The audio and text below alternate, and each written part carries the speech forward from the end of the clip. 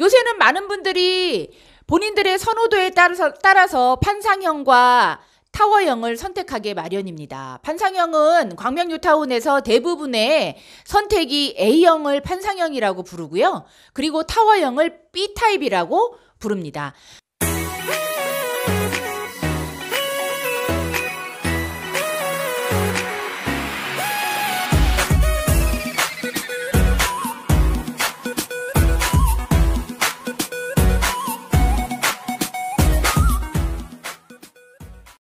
안녕하세요. 부동산 쑥쑥TV 부동산 키우미 조향숙입니다. 일주일도 안녕하셨죠?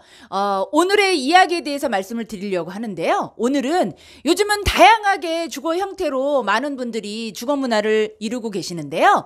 오늘은 아파트 평면 구조에 대해서 말씀을 좀 드려보려고 해요. 그러면 아파트에 어떤 평면 구조가 있는지 우리 그곳으로 고고싱 한번 해봐요.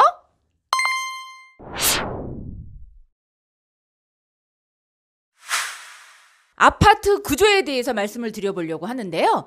아파트 여러분들 살기 편하시죠? 아파트 구조 중에서 많이들 알고 계시는 이야기를 나누려고 하는데 또 더러 그 형태에 대해서 문의를 해주시는 분이 계셔서 오늘은 그 이야기 속으로 한번 가볼까 합니다.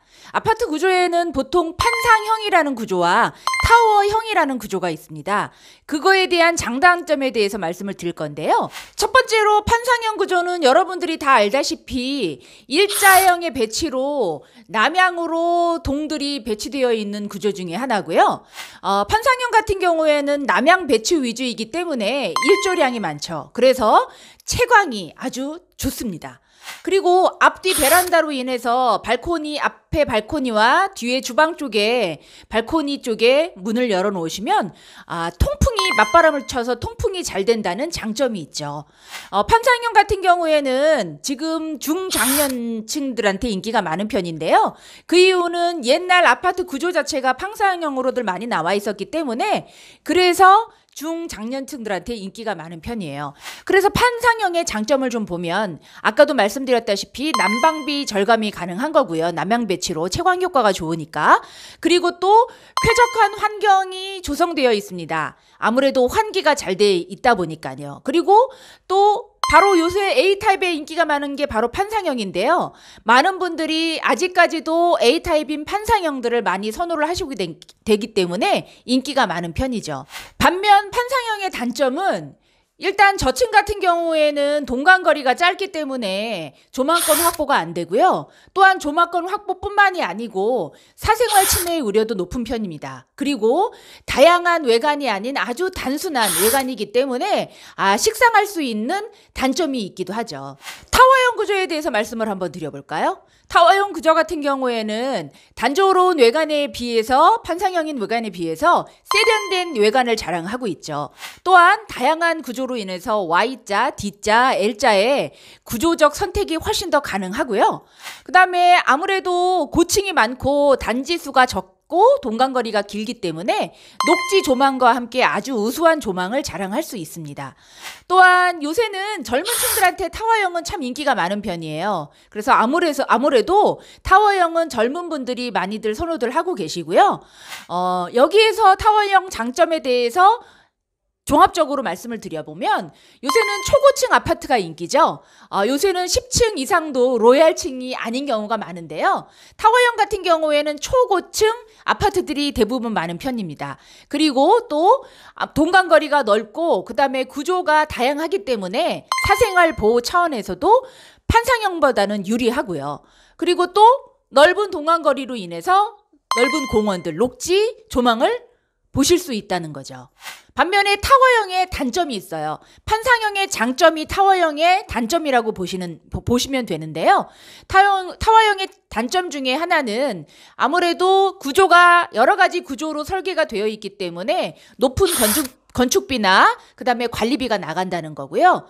판상형의 장점에 반대이기 때문에 환기 통풍이 조금 불리하다는 단점이 있죠. 그리고 남향 배치인 거랑 다르게 서향이랑 북향 쪽에도 배치가 가능하기 때문에 일조권에 대해서도 판상형보다는 조금 불리한 게 타워형의 단점이라고 할 수 있는데요. 요새는 많은 분들이 본인들의 선호도에 따라서 판상형과 타워형을 선택하게 마련입니다. 판상형은 광명뉴타운에서 대부분의 선택이 A형을 판상형이라고 부르고요. 그리고 타워형을 B타입이라고 부릅니다.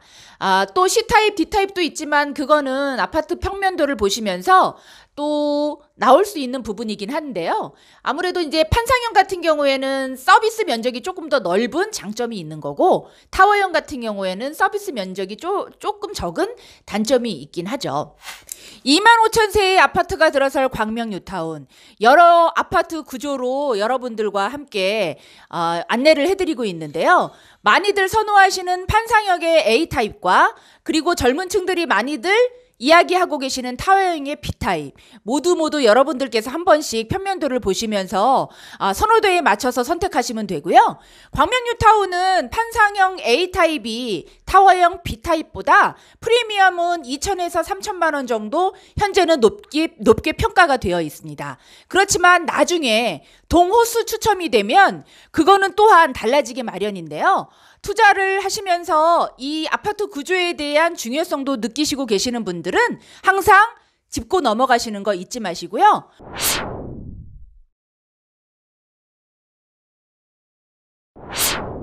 제 등 뒤에 보이시는 영상들은 판상형과 타워형의 영상 보여드리면서 오늘도 광명 사거리역 10번 출구에 있는 부동산 키움이 여러분들과 함께 있습니다. 다음에는 광명뉴타운의 또 다른 소식 가지고 여러분들 찾아뵙도록 노력할 거고요. 항상 구독과 좋아요 잊지 마시고요. 다음에 또 찾아뵐게요.